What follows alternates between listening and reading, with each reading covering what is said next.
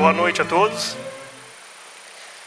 Com muita alegria, que novamente nos colocamos à disposição do Cristo nessa noite para falar do Evangelho. E a energia está muito forte, hoje, que a gente já começa com o coral cantando, essas músicas maravilhosas. Para quem não conhece, minha mãe fez parte do coral, hoje ela está no plano espiritual.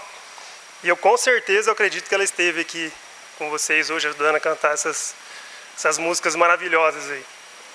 E a mensagem do livro Coragem, que é um livro tão bom para o nosso dia a dia, E o objetivo do Evangelho hoje, o capítulo 17, que é Sede Perfeitos, é exatamente a gente conhecer o que a Sandra falou.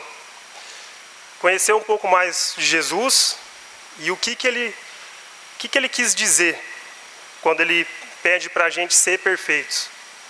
Então, o capítulo 17 do Evangelho segundo o Espiritismo é o tema de hoje. E antes da gente começar a falar, sempre com a assistência dos bons espíritos aqui, é importante a gente tentar entender o que é essa perfeição. O que Jesus espera de nós quando Ele diz para a gente ser perfeito. Sobre a ótica material, humana, a gente às vezes se preocupa com a nossa estética, de, ser uma pessoa perfeitamente bonita, ou no nosso trabalho ser o melhor profissional, ou dentro de casa ser o melhor marido, a melhor esposa. Mas o que será que está por trás nessa parte moral? O que Jesus quis dizer com isso?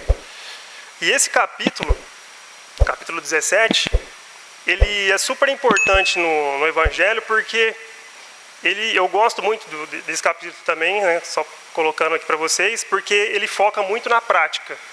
Tem alguns capítulos que a gente vai ver ali as passagens de Jesus, mas esse aqui ele é extremamente... A gente sai daqui e já consegue colocar em prática. É uma chamada para ação, conforme a gente vai lendo, meditando sobre essa parte. E o Espiritismo, como sempre, é a chave para a gente entender e vai nos guiar hoje nesse conteúdo. E para essa explanação do Evangelho de hoje, ficou, então, para a gente falar do item 1 ao 8, que Kardec coloca a transcrição do Evangelho de Mateus, e dentro desse tópico que é colocado ali, a gente tem os títulos das lições: Caracteres da Perfeição, O Homem de Bem, Os Bons Espíritas, A Parábola do Semeador, e também duas mensagens que Kardec traz da espiritualidade, que é o dever e a virtude. Além desse apoio que a gente tem em Allan Kardec, nós podemos também contar com várias obras do Emmanuel na interpretação do Evangelho. Caminho, Verdade e Vida, Pão Nosso, Vinha de Luz, Ceifa de Luz, Segue-me. Diversos livros que são sugeridos até para a gente utilizar quando a gente faz o Evangelho no lar.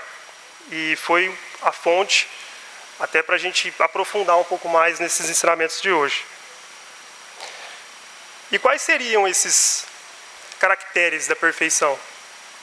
Se a gente visualizar uma lista, o que eu preciso ter, quais são as características, segundo Jesus?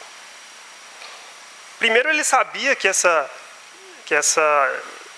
perfeição que ele pede, a gente nunca pode levar ao pé da letra da gente se igualar ao Criador, porque nós somos a criatura. Então, por mais que a gente se esforce, a gente nunca pode ser... Não é possível, se alcançar esse nível. E essa jornada de perfeição não é um estado que você vai, do dia para a noite, alcançar. E a perfeição em si, nós vamos ver na sequência, que não é o ato de chegar, mas a caminhada. Essa jornada, buscando isso. Então, não é ser santo. Ser perfeito, é a santidade que eu estou buscando. Não é isso que, pelo menos, o Espiritismo nos vem trazer. Mas um padrão de moral, onde a gente se esforça todos os dias, buscando amar como Jesus amou, perdoando, se questionando num propósito como ser humano dentro da nossa família, no nosso trabalho, com as pessoas que a gente convive. Vocês já pararam para perguntar qual que é meu papel aqui encarnado?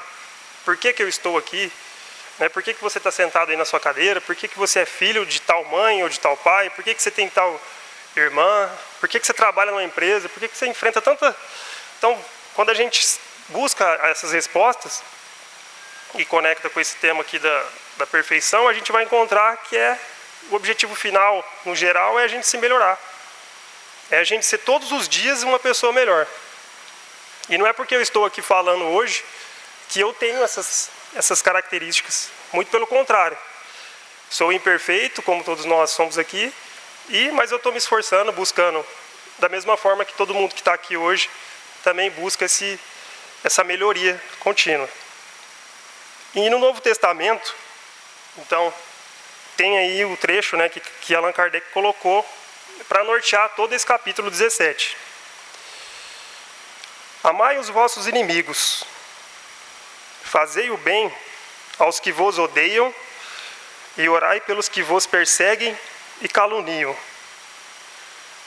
Porque se somente amardes os que vos amam, que recompensa tereis disso? Não fazem assim também os publicanos? Se unicamente saudardes os vossos irmãos, que fazeis com isso mais do que os outros? Não fazem mesmo os pagãos? Sede, pois, vós outros perfeitos, como perfeito é o vosso Pai Celestial. Está em Mateus, capítulo 5, os versículos 44, 46, 47 e 48. Então, nessa parte específica do Evangelho de Mateus, que foi retirada do Sermão da Montanha, Jesus vem nos ensinar sobre o amor aos inimigos e a perfeição do amor cristão.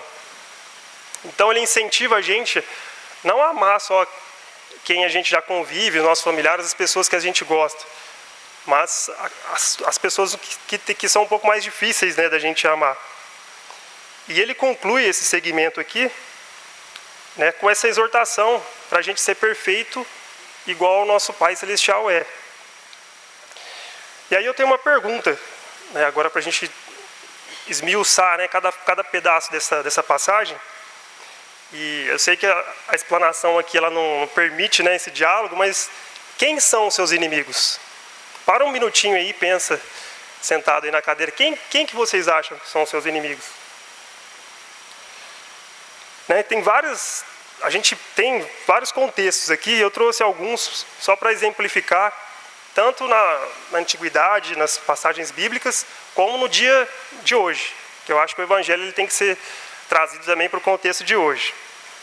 Nós temos inimigos, histórias, né, de inimigos políticos. Saul perseguia Davi antes de se tornar rei, porque ele achava que era uma ameaça.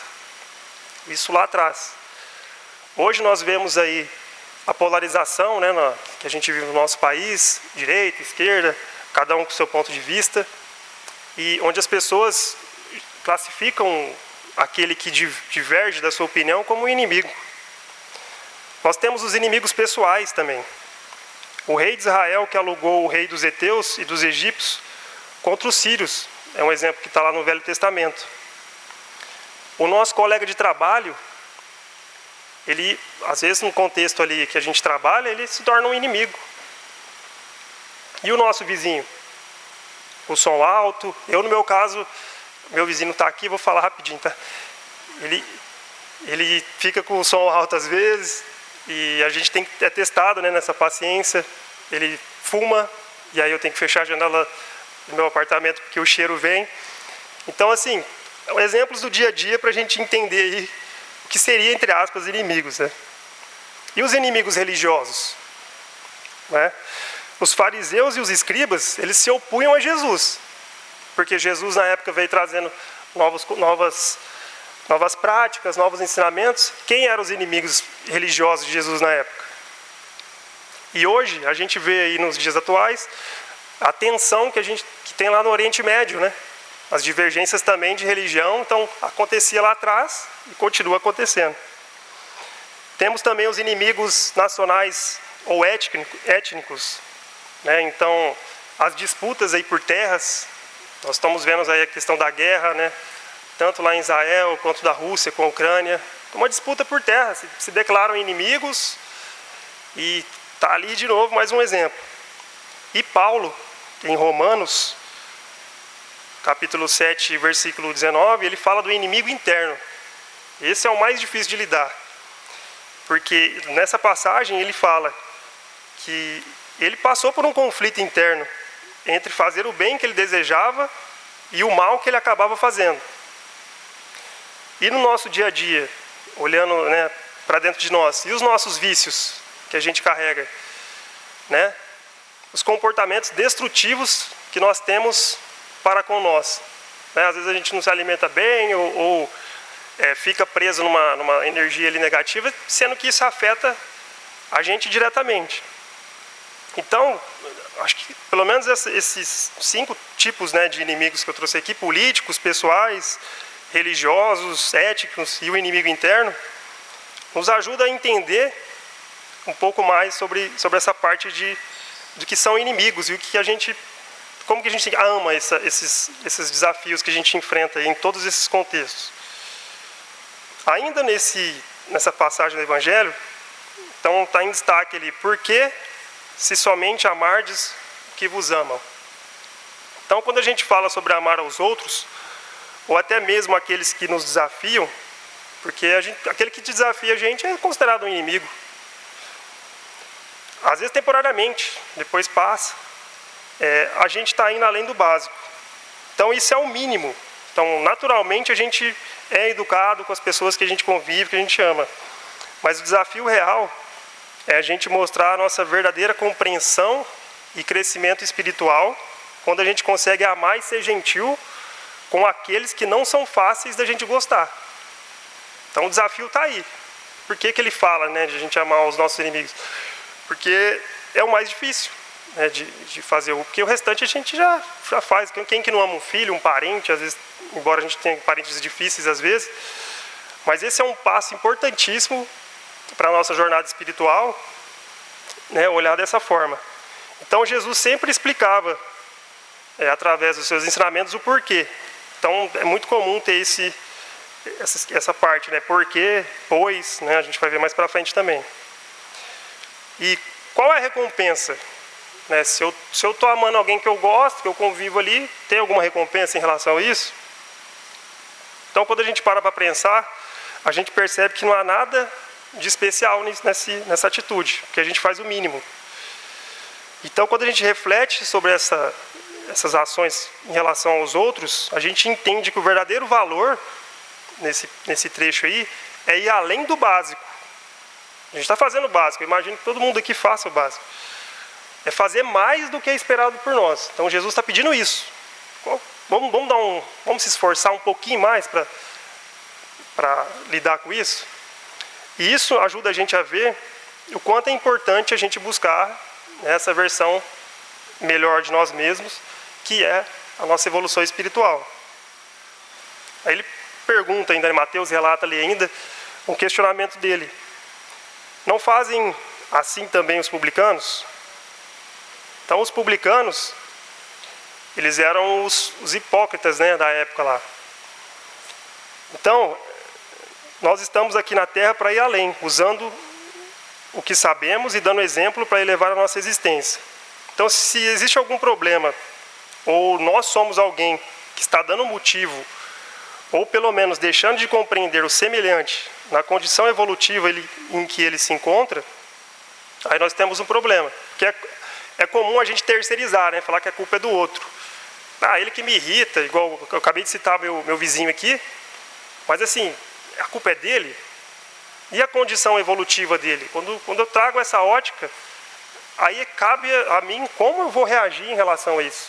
Não é a culpa dele, é a vida dele, ele faz o que ele quer, ele tem o livre-arbítrio, ele escuta música alta, ele pode fazer o que ele quiser lá. Agora, a forma como eu reajo, que é o que vai me ajudar na minha jornada espiritual. Então, quando a gente ama esse inimigo, se eu não me estressar, se eu não me irritar, no caso desse exemplo que eu estou dando, eu vou ter uma consciência em paz. E eu vou ter uma sensação do dever cumprido, sabendo que o problema que ele está causando é ele que em algum momento ele vai responder ou acertar isso, não deixar que isso me afete. E claro que isso é muito difícil. Não estou dizendo que é fácil de novo, mas a gente precisa o quê? Se esforçar. Isso que Jesus espera da gente nas nossas atitudes. E se unicamente saudardes os vossos irmãos, outro trechinho ali da fala. Então todos nós somos filhos de Deus e fazemos parte da mesma grande família espiritual. Devemos ser amigos e gentis com todos, não só com aqueles que pensam igual a nós. Isso acontece bastante em lugares onde as pessoas se agrupam por crenças. Então, assim, no meio dos espíritos, aqui dentro da casa, é super tranquilo da gente conviver, lidar, porque está todo mundo no mesmo ideal, na mesma proposta ali. Mas é muito importante, e em especial nós espíritas, a gente precisa de muito cuidado para não incorrer nesse meio, nessa forma de viver, de proceder. Porque dentro da nossa vida, todos nós, inclusive a quem vos fala, nós somos carentes de entendimento, de colaboração, de renovação. Todos nós precisamos desse amparo, Vou pegar uma água aqui. Aí eu tenho uma pergunta.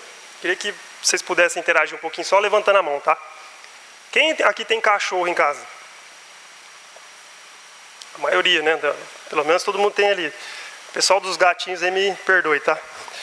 Mas esse exemplo do cachorro, eu trouxe aqui, tem uma mensagem do Emmanuel, que chama gentileza, tá?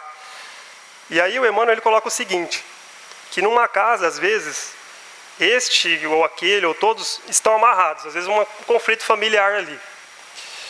Vocês já repararam que o cachorro nem liga? Ele não está nem aí se a gente está brigando e tal, ele está sempre ali solícito, E ele continua abanando o rabinho. É só chamar ele, ele vem ali, quando a gente sai ele também chega, fica perto da gente e cumprimenta todo mundo que chega. Alguns cachorros mais alegres pulam até no colo, faz aquela bagunça e tal. E o que o Emmanuel quer trazer como entendimento para a gente nessa mensagem que chama gentileza? Ele diz que o cão ao ver-te, ele mostra sua cauda sempre em festa, que é um sorriso em teu rosto e é a notícia de Deus. E como que isso conecta nessa questão de atitudes que às vezes um inimigo nos provoca, ou aquilo que afeta assim, que talvez até desestabiliza a gente? É só a gente agir igual esse cachorro. Tentar ignorar ali, deixar isso de lado. Porque o que vai adiantar alguma coisa? A ferramenta que a gente tem é a oração. É entender a condição evolutiva daquele espírito, daquela pessoa. Não porque a gente é superior, ou nesse sentido, mas é entender o momento dele ali. Ainda nessa passagem de Mateus, outro texto ali para a gente discutir. Que fazeis com isso mais do que os outros? Se nos fecharmos então num grupo religioso, a gente se distancia da realidade. No estudo, podemos ser simples teóricos. Na administração, podemos ser burocráticos. Nas obrigações religiosas, mal compreendidos, misântropos. Agindo assim como vemos, só há prejuízos nossos, do próximo e da religião em que militamos. Então, se a gente atua só com os irmãos que estão na mesma sintonia, a gente não entra um pouco dessa questão da inimizade, a gente se fecha no mundinho ali. Quantas religiões não criam tribos? Deus é um só, mas aquela tribo é inimiga da outra. O espiritismo às vezes é muito atacado, O pessoal às vezes não entende a proposta, critica. Nós espíritas criticamos às vezes também, nos colocando às vezes donos de verdades superiores, sendo que o ideal é que a gente entenda aí que não é se fechando, porque isso afeta nós mesmos, igual está colocado aqui, o próximo e inclusive até a religião, manchando a imagem daquilo da fé que a gente professa. E quando Jesus fala sede, pois, vós outros ali, ele fala então de autoridade, da autoridade moral que ele tinha. E é um comando claro de Jesus. Na hora que ele fala sede, ele nos orienta sobre o que é melhor e o que é mais benéfico para a gente. Para a gente agir aí aqui como encarnados. Porque a evolução é inevitável.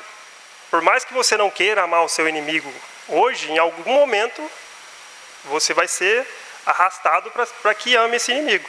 Pode nascer como um filho seu, pode ser um familiar, sei lá, seu pai, mãe, um colega de trabalho, uma situação que realmente você tenha que lidar ali. E onde que está isso na doutrina espírita? No Livro dos Espíritos, na parte terceira, a gente tem lá nas leis morais a lei do progresso. Lá explica, passo a passo, né? Porque o nosso espírito ele nunca se estagna. Ele pode até estagnar, mas ele nunca regride, né? A gente está sempre em evolução. Por isso é importante a gente aproveitar cada oportunidade, cada momento. E eu tenho certeza que todos os dias nós somos confrontados ali com situações para lidar com uma situação difícil, uma pessoa que a gente acha difícil, e testa a nossa paciência, e na hora que a gente acha que está bom, não, evoluir já, aí vem um desafio maior. E assim, isso não vai terminar, é incessante. A gente precisa aceitar que a gente está aprendendo, está crescendo, e isso vai ajudar na nossa evolução espiritual. Então, com isso em mente, vamos gerenciar a nossa vida para a gente adotar essa postura. Que a partir do momento que a gente tem esse conhecimento aqui hoje, a gente sabe disso, aumenta nosso compromisso, né, de colocar isso em prática. Então, à vista do que foi exposto, tudo deve nos levar a tirar conclusões que, postas em prática e observadas, elas precisam transformar-se em práticas de renovação. Então, é o esforço aí diário, né, a cada situação que a gente enfrenta. E no final da passagem tem lá, perfeitos como perfeito. Ele coloca pra gente ali. Então, por mais que a gente faça, sempre vai ter algo a ser feito. Mas isso não é para desmotivar. Não é o ratinho correndo ali aqueles hamster, né, que fica correndo sem parar e nunca chega no fim. Isso não é para desanimar a gente. Pelo contrário, é para nos trazer a motivação de entender que a gente está nesse processo aí. E esse esforço é valioso. Quanto mais a gente se esforça, mais a gente acelera esse processo de crescimento. Jesus não falou que ia ser fácil. Não tem nenhuma parte do Evangelho, na Bíblia, se vocês procurarem. Pelo contrário, ele fala que no mundo a gente teria aflições, desafios, sofrimentos. Então, desde o começo ele abriu o jogo, ele já falou. Né? Às vezes a gente reclama, sofre, fica preso em situações, mas é necessário a gente se esforçar. Se não conseguir sozinho, nós temos recursos da casa espírita, tem o passe, tem os estudos. Quanto mais conhecimento, tem o trabalho. Quantas oportunidades de trabalho nós temos na nossa casa aqui? Lar dos idosos, desde a recepção ali, um apoio que você pode dar, evangelização, casa da sopa, né, precisando de trabalhadores. Então, as ferramentas a gente tem. Não dá para dizer mais que a gente não sabe disso. Aqui tem uma parte muito importante também nessa mensagem, que às vezes, se você ler rápido, pode passar até despercebido. Por que Jesus colocou aí, vosso Pai? Né? Se a gente olhar lá no Evangelho, em alguns momentos ele fala meu Pai, em alguns momentos ele fala nosso Pai. Nesse caso, ele está colocando vosso Pai, ele não está se incluindo como se fosse o mesmo Pai. Mas a gente sabe que é um Pai só. E por que isso? Porque a nossa visão do Pai é a visão humana. A visão dele é cósmica. Então, assim, transcende a nossa interpretação. Então, ele escolheu não dizer nosso Pai por causa dessa dimensão divina, desse entendimento que ele tem ali. E isso reflete aonde? Nos diversos estágios de desenvolvimento espiritual, ou seja, cada um está num grau evolutivo. Cada um tem o seu entendimento próprio do que é o Pai, né, o jeito de se comunicar com Ele, o jeito de professar a fé, o jeito de buscar. E Pai Celestial, né, esse termo ele sugere a presença constante, onipresente de Deus, que está em tudo e permeia todas as coisas, refletindo em cada aspecto da criação. a criação, a confusão, perdão, a desarmonia, o feio, a presença do homem inferior, ela é inspirada pelo egoísmo. Então essa referência Pai Celestial para a gente buscar a perfeição, manifestada tanto no universo exterior quanto na consciência e no coração dos seres. Então, em cima dessa passagem, né, de Mateus, a gente meditou um pouco em cima de cada trecho para tentar trazer um pouco mais de clareza do que Jesus veio nos trazer ali. E Emmanuel, no livro Mais Perto, capítulo 17, aqui é o resumo, né, da mensagem, ele traz para nós que a liberdade verdadeira só é alcançada através do amor, que permite a emancipação da alma. A simpatia e a compreensão devem emanar de nós, em todas as situações, nutrindo a vida com amor, assim como a luz é necessária para o crescimento. Emmanuel nos fala que nós devemos transmitir a bondade, mesmo àqueles que nos desafiam ou que não nos aceitam, sem nos render ao desespero e ao ressentimento. E em face de ataques, nós devemos responder com fraternidade e oração, reconhecendo a infelicidade dos agressores e mantendo compaixão por eles. Então, tem um exemplo prático aí. O que eu posso fazer quando eu estou, às vezes, sendo injustiçado ou alguma pessoa está querendo me prejudicar? Olha o exemplo aí, fraternidade e oração. Isso nos protege dessa perturbação. Sintonizar na raiva, no ódio ali, não vai ajudar a resolver o problema. Muito pelo contrário, pode te desestabilizar espiritualmente e você entrar numa vibração que não é a que seria adequada para resolver esse conflito ou situação. No livro Ceifa de Luz, no capítulo 48, eu trouxe essa mensagem porque, como que me veio o questionamento na hora que eu estava estudando, como que eu me protejo? Como se fosse uma vacina, né? Uma imunização ali espiritual. E Emmanuel, nesse texto, ele diz que nós temos dois tipos de adversários. Aqueles que são inevitáveis, que vão surgir naturalmente no nosso caminho, a partir do momento que a gente quer evoluir, toda hora vai vir um obstáculo, vai vir um desafio para você superar. E aqueles que a gente cria pela nossa intolerância, que a gente pode evitar. Então, tem aquele que não tem como, que faz parte da nossa jornada, e aquele que você pode evitar. Então, quando você acumula adversários por intolerância, você traz numerosos prejuízos, como oposição constante, vibração negativa, antipatia, que prejudica sua tranquilidade e sua alegria de viver. Portanto, tolerar e respeitar adversários não só evita o sofrimento pessoal, mas também é crucial para manter o equilíbrio e a paz interior. Seguir o ensinamento de Jesus de amar os inimigos é uma estratégia para nos proteger.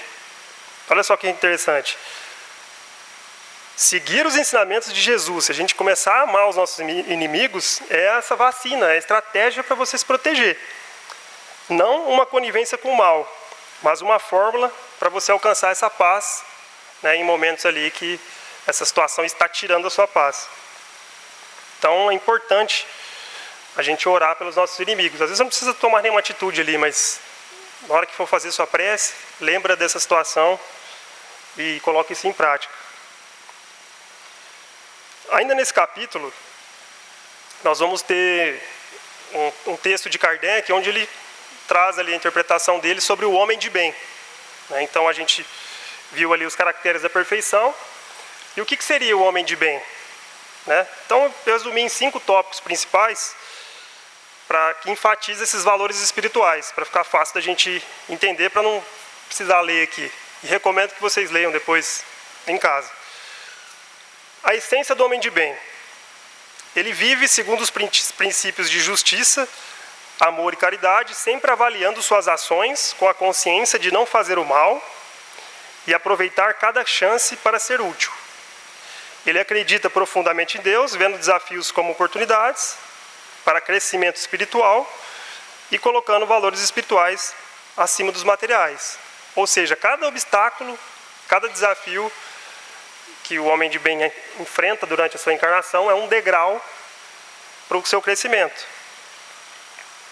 E nas situações do cotidiano, a questão da gente ter uma conduta reta, ética, né, isso ajuda nessa parte da essência do homem de bem. Praticar o amor e caridade, né? Caracterizado por uma generosidade incondicional, o homem de bem, ele transforma essas dificuldades em atos de bondade. Defende os desfavorecidos e prioriza a justiça. Ele encontra alegria em ajudar e consolar os outros, agindo sempre com altruísmo genuíno, ou seja, vivendo esse amor universal. O respeito e igualdade que o homem de bem tem.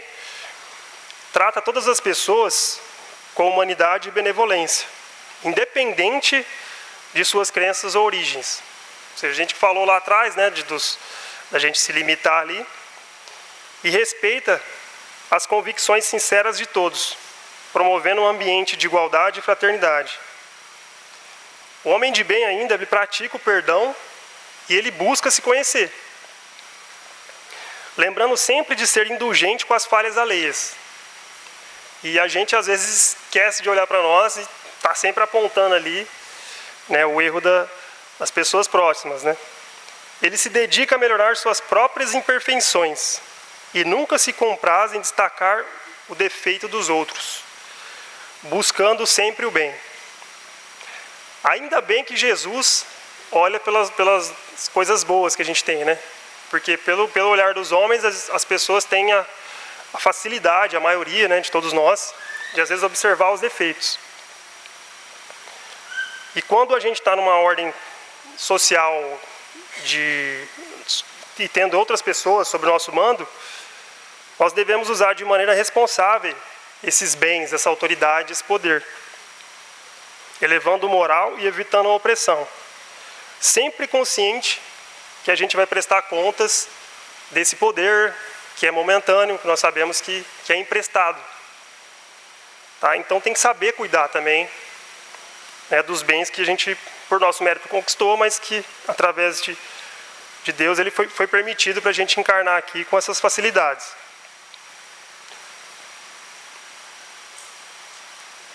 E ainda nesse capítulo, depois então da gente ver um resumo do homem de bem, tem um trecho que fala dos bons espíritas. Não fica preso nessa palavra bons espíritas não, mas os bons cristãos. Porque nada mais é do que ser cristão, né? E quando a gente tem essa prática, né, no dia a dia, e a compreensão desses princípios, isso ajuda a gente a viver. Porque o evangelho é como se fosse uma bula de um remédio, né? Você pega ali, lê, está tudo ali. Como que a gente tem que se portar no dia a dia, como conviver com as pessoas. Né? Então a essência do espiritismo, o bom espírito ele domina. Tá? O espiritismo ele não veio para trazer uma moral nova, mais clarifica ou facilita a compreensão e prática dos ensinamentos do Cristo. Ele oferece uma fé esclarecida, acessível a todos, independente da idade, nível de educação, e ele foca na parte moral. No Evangelho, na introdução, lá está escrito, o objetivo dessa obra é o foco moral. E essa parte, eu retirei lá um texto, fala que é inatacável e é o terreno onde todos os cultos podem encontrar-se. Então o bom cristão, ele foca nessa parte moral, que é uma regra de conduta que abrange todas as circunstâncias, independente, né, da sua religião. Um dos obstáculos que os bons espíritas têm é focar no fenômeno, sem absorver o impacto moral. Então, eu quero ver uma psicografia ou a casa que enche quando tem atendimentos desse tipo, e aí a pessoa fica presa ali àquela questão material, hábitos antigos, né, que hoje cada vez tem menos. E esse apego ele impede uma compreensão mais profunda, limitando sua visão espiritual e transformação moral. Então, o espiritismo não é só o fenômeno, é a gente focar nessa questão moral. Né? Tem gente que precisa, né, dessa parte para poder acreditar. Né? Então, é importante olhar que isso é um obstáculo, porque você fica preso num caminho que atrapalha a sua evolução. E o espírita verdadeiro, o cristão verdadeiro, né, ele é notável pela sua transformação moral e o esforço constante para superar suas más inclinações. Então, quanto mais eu me esforço, não é ser perfeito, mas assim, o esforço que eu faço para me melhorar todo dia. E esse progresso espiritual faz eu perceber e valorizar as verdades profundas da doutrina, diferente daqueles que apegam só nos fenômenos. Quando eu cheguei nessa casa aqui pela dor, em 2011, na minha ignorância, né, eu entendia que eu tinha que o meu trabalho, eu sempre fui estudioso, eu busco crescer e tal, e achei que era a mesma coisa aqui. Aí lá foi ESD, curso da mediunidade, trabalhar em uma tarefa, outra, tal, achando que eu ia, tipo, entre aspas, né, minha elevação moral era a quantidade de cursos que eu fazia, ou talvez o cargo que eu ocupava aqui. E foi uma baita decepção, porque se eu não me transformar, se eu não me entender quem sou eu, quem é o Lucas, quais são as imperfeições que eu tenho, quais são os vícios, as lutas mais íntimas ali, se eu não combater elas, do que adianta? Né? Aqui dentro a gente não está para fazer carreira, a não ser de si mesmo, a não ser de combater as suas imperfeições. Então aqui está muito claro, transformação moral. Não importa quantos livros eu li, qual curso que eu fiz, o tempo de casa. Se você não transforma moralmente, né, igual alguns palestrantes já falaram, né, se o espiritismo, a doutrina cristã não entra dentro de você, não adianta, né, assim, você vai ficar sem atingir essas características aqui de um cristão verdadeiro. O bom espírita, ele passa por essa jornada. Ele é tocado no coração pelos princípios da doutrina. Ele emprega em esforços conscientes, né, para vencer suas fraquezas. Qual que é a sua? A bebida, o cigarro, a internet, a pornografia. Cada um tem uma dificuldade, um vício, a falta de paciência com o familiar. Que esforço você está fazendo para se melhorar nesse sentido? Para estar num estado mais elevado? O mundo, toda hora ele coloca uma situação que a gente é testado.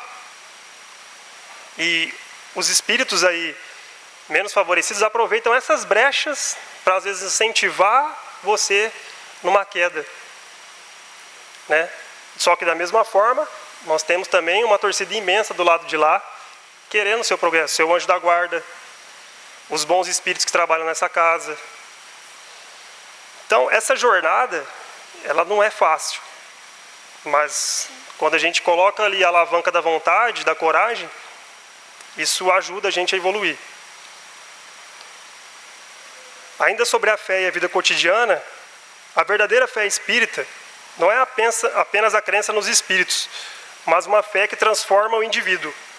Então influencia profundamente na nossa conduta e interações diárias. É nítido.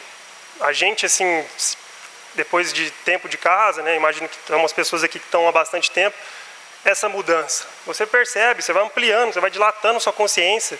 Aquilo que você fazia antes, você não faz mais. Você aprende a renunciar a algumas coisas. E essa fé, ela comove e motiva, como uma música que toca o coração, levando a uma vida mais alinhada com os valores espirituais elevados.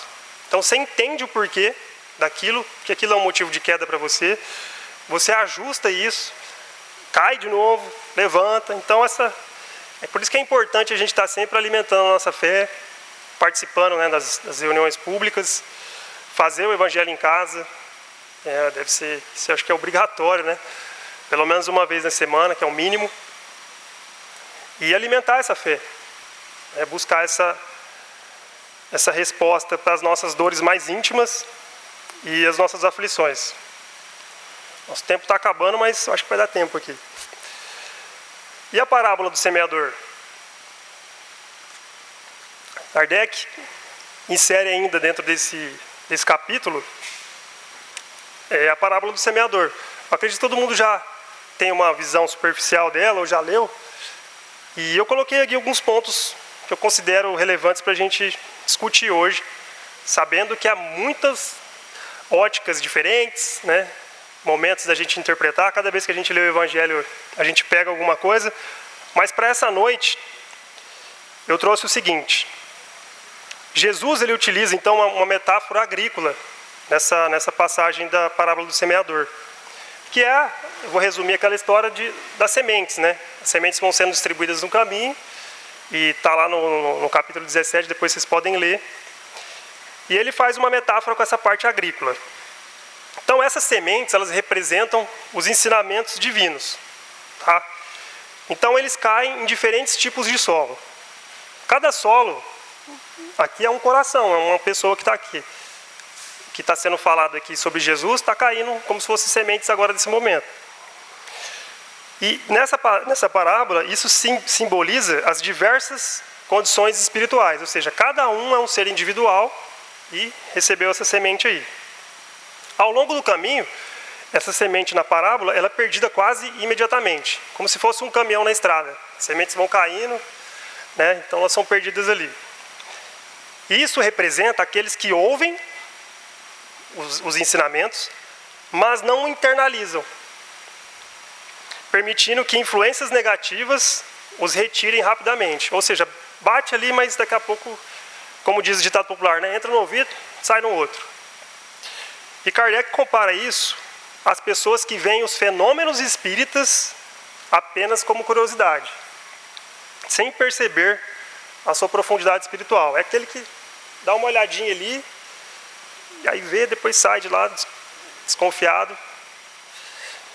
E em solo pedregoso, quando essa semente cai, elas germinam rapidamente. Só que o que acontece? Não tem raiz profunda. E isso simboliza o quê? As pessoas que recebem a palavra com entusiasmo inicial, mas desiste depois que vem a primeira dificuldade ou perseguição. E no Espiritismo reflete naqueles que se encantam com as mensagens dos Espíritos, mas não mudam sua conduta ou atitudes de forma duradoura. Muda temporariamente, fica um período ali, isso não consegue enraizar ali. Entre os espinhos, quando a semente cai nesse solo, elas são sufocadas pelos espinheiros, representando aqueles cuja compreensão e prática do ensinamento são obstruídas pelos cuidados mundanos e ilusões materiais. E isso é o tempo todo, né? Todos nós ali sofremos essa influência aí. No contexto espírita, são as pessoas que reconhecem a validade, os conselhos espirituais ali, mas não aplicam na própria vida, preferindo satisfazer desejos egoístas ou materiais. Ou seja, nunca é para mim. Nossa, vou mandar essa palestra para o fulano ali, ou você encaminha lá igual no WhatsApp, né? Botãozinho compartilhar ali. E terra boa, solo fértil. E finalmente, né, também, diante de todos os solos que essas sementes caíram, elas caem em solo fértil e florescem e produzem muitos frutos. Isso simboliza o quê? Aqueles que verdadeiramente compreendem e vivem de acordo com os ensinamentos, gerando transformações positivas em si mesmo e em outros. No Espiritismo, esses são os indivíduos que internalizam profundamente a doutrina e aplicam suas lições para melhorar moralmente, contribuindo para o progresso espiritual próprio e alheio. Então, além de você ser uma pessoa do bem, você se torna uma luz que ilumina quem está ao seu redor. Então, às vezes, basta uma pessoa numa família para, às vezes, mudar ali puxar, né, os seus familiares e tal. Então, esse é o exemplo da terra boa. Pergunta para vocês, que tipo de solo que você é?